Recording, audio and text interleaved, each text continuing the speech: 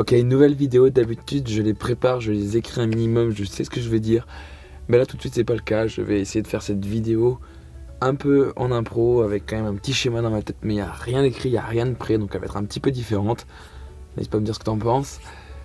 Comme tu l'as vu dans le titre, aujourd'hui je veux te parler de mon expérience avec les études et la vie en van aménagée.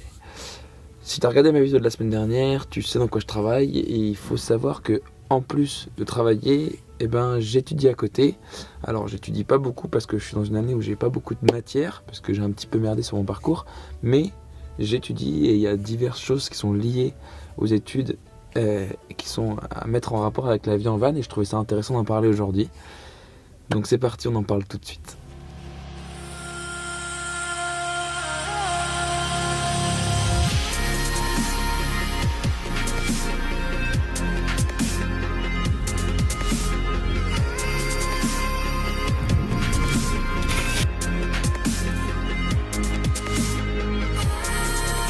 Première chose, on va parler de d'où est-ce que j'étudie, de qu'est-ce que j'étudie, de qu'est-ce que je fais exactement.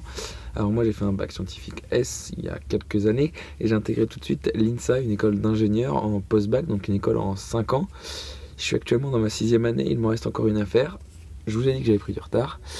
Et bref, en gros j'étudie tout ce qui est télécom. Alors au-delà du fait que ça m'intéresse pas forcément, mais ça c'est un autre débat, il faut travailler, il faut réviser, il faut aller en cours, il faut etc. Donc certaines personnes vous diront peut-être que vivre en van et étudier à côté n'est pas forcément une bonne solution, une bonne idée, parce que ça n'aide pas à être efficace en cours et être attentif, etc. Et moi j'ai envie de vous montrer le contraire, j'ai envie de vous expliquer comment moi j'y arrive. En fait c'est tout simple, je vis exactement comme si je vivais dans une maison, parce que je dors exactement comme une maison, je étudie exactement comme si j'étais dans une maison, je vais à la bibliothèque universitaire exactement comme si j'étais dans une maison.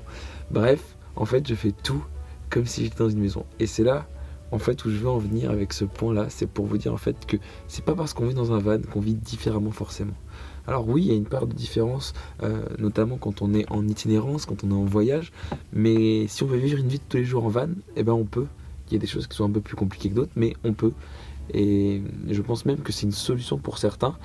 Par exemple, pour ceux qui sont en alternance, ou pour ceux qui étudient dans des villes où les loyers sont très chers, ça permet de vivre dans son van sur le lieu d'études, et puis après d'être dans un endroit où ça coûte moins cher pour le week-end et les vacances, ou pour ceux qui sont en alternance, avoir un appartement là où ils travaillent. Bref, je pense vraiment que ça va être une solution qui permet de une, d'économiser de l'argent, et de deux, oui, c'est aussi une façon d'être sérieux, parce que le fait de vivre en van, il faut être un minimum organisé, il faut être un minimum sérieux dans ce qu'on fait. En tout cas, la vie en van dans une ville sur un point fixe, pas en itinérance. Et du coup, ça implique que derrière, on est organisé aussi pour sa vie scolaire. Et donc c'est plutôt compatible en fait finalement. Ça, si on est organisé d'un côté, on est forcément de l'autre, enfin c'est mon point de vue. La deuxième partie de cette vidéo dont je voulais vraiment vous parler, que je voulais vraiment évoquer avec vous, c'est en quoi mes études m'ont amené à la van life. Je dirais pas que c'est le principal composant qui a fait que je me décide pour vivre en van, que je me décide à aménager mon camion, mais c'est vrai que ça m'a aidé, je pense. Ça m'a aidé parce que je suis donc, comme je disais, à l'INSA. C'est une école qui prône vachement l'associatif, l'investissement, le bénévolat. Et je vais vous donner quelques exemples de ce que j'ai pu faire avec l'INSA. Et ensuite, je vais vous expliquer pourquoi ça m'a amené à la van life. Avec l'INSA, j'ai notamment organisé INSA Express, qui est une course en stop dans la France entre toutes les INSA. Donc j'ai eu la chance de participer à 2 éditions, une édition en tant qu'organisateur et une édition en tant que participant.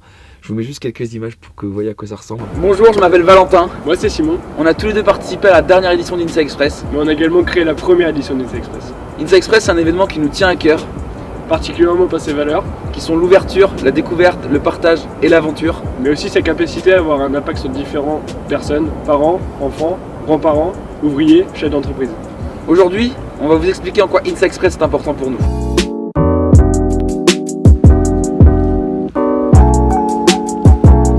Ce matin avec Simon.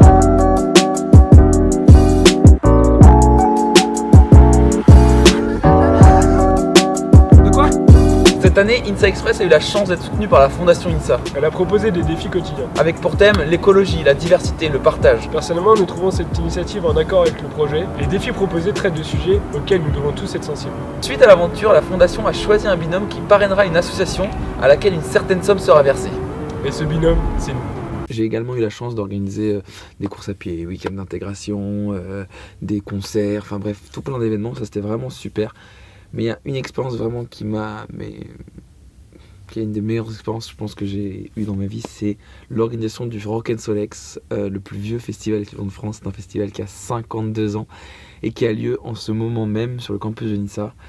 J'ai la chance de pouvoir prendre quelques images de ce festival, donc je vais vous mixer avec des images de l'année dernière.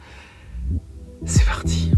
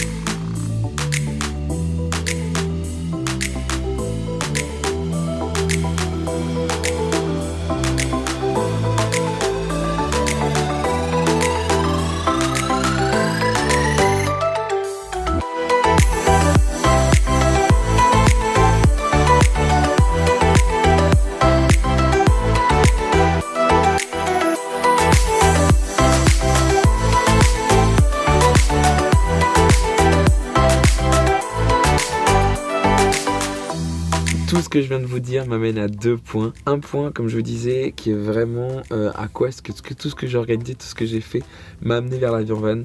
Tout simplement, en fait, ça m'a amené une ouverture d'esprit, un apprentissage de l'autre, une envie vraiment de découverte, d'apprendre, de voir plus de culture, de voir plus de choses. Et ça, je pense qu'avec le van, on peut y arriver. Je pense qu'on peut vraiment avoir cette approche-là de la vie avec la van life, avec le voyage en van. Et dans un deuxième temps, c'est tout bête, mais le fait de vivre en van, de voyager en van, c'est super compatible avec les festivals, avec tout ce qui est culturel. Parce qu'en effet, ce qui coûte cher souvent dans un événement culturel, c'est pas l'événement lui-même, c'est le transport, le logement, la restauration et enfin le coût de l'événement lui-même. Et donc ça, grâce à un van, mine de rien, tes coûts ils sont réduits et ta participation à tous ces événements est tellement plus simple en fait, tellement plus facile. Et j'ai déjà fait des parallèles avec le sport, avec tout ce que ça peut apporter la van et tout ce que ça peut apporter le van et le sport. Et là c'est pareil, le van et la culture, c'est vraiment... Il peut y avoir un énorme parallèle entre les deux qui te permet de mener à bien tous les événements auxquels tu as envie de participer.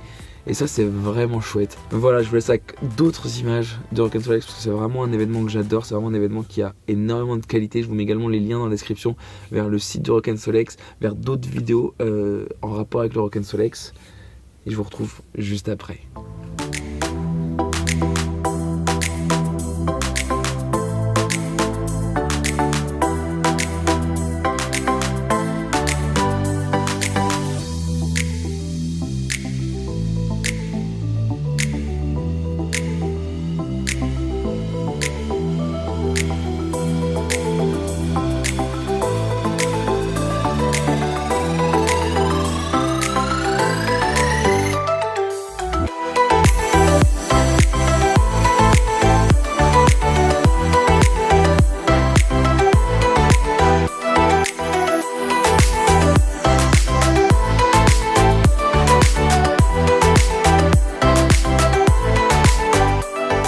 Voilà, c'est déjà la fin de cette vidéo. Merci de l'avoir regardé. Je te dirai pas tout ce que je te dis d'habitude en fin de vidéo, mais je vais te dire autre chose. J'ai lancé depuis peu un Utip.